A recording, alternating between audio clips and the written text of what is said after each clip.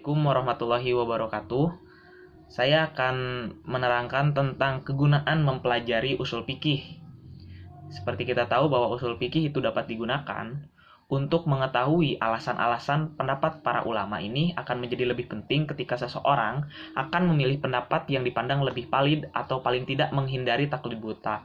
Nah, diharapkan umat muslim lebih bisa selektif lagi dalam mencoba untuk menarik kesimpulan dari para pendapat ulama tentang hukum-hukum yang dikeluarkan oleh para ulama tersebut.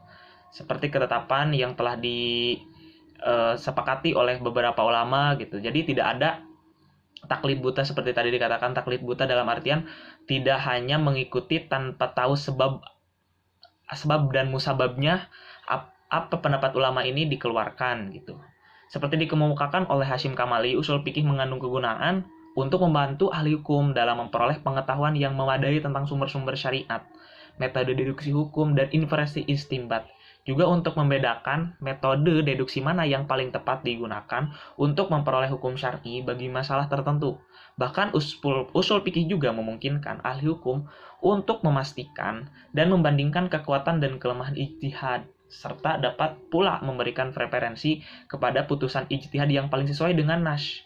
Nah, jadi seperti ini, kalau misalkan adanya usul fikih itu lebih memungkinkan manusia untuk lebih selektif lagi. Tadi sudah dikatakan selektif. Nah, yang kedua adalah di mana kegunaan usul fikih ini sendiri adalah memperkuat dan menjadi suatu hukum yang lebih fleksibel gitu dibandingkan kalau misalkan zaman Nabi Muhammad, yang menjadi patokan sumber hukumnya sendiri itu adalah Nabi Muhammad.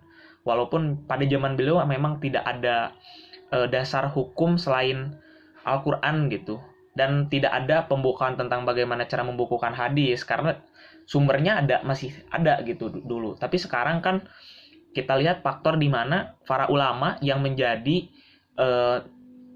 cikal bakal menjadi penerus beliau itu kan perbedaannya tuh sangat mencolok dan berbeda gitu.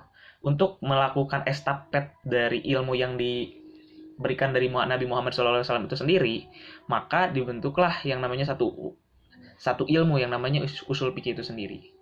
Untuk mencoba lebih merunut kembali dan mencoba untuk lebih memfleksibelkan lagi kebutuhan zaman dan sumber hukum apa yang paling tepat untuk digunakan di zaman tersebut. Sekian dari saya. Wassalamualaikum warahmatullahi wabarakatuh.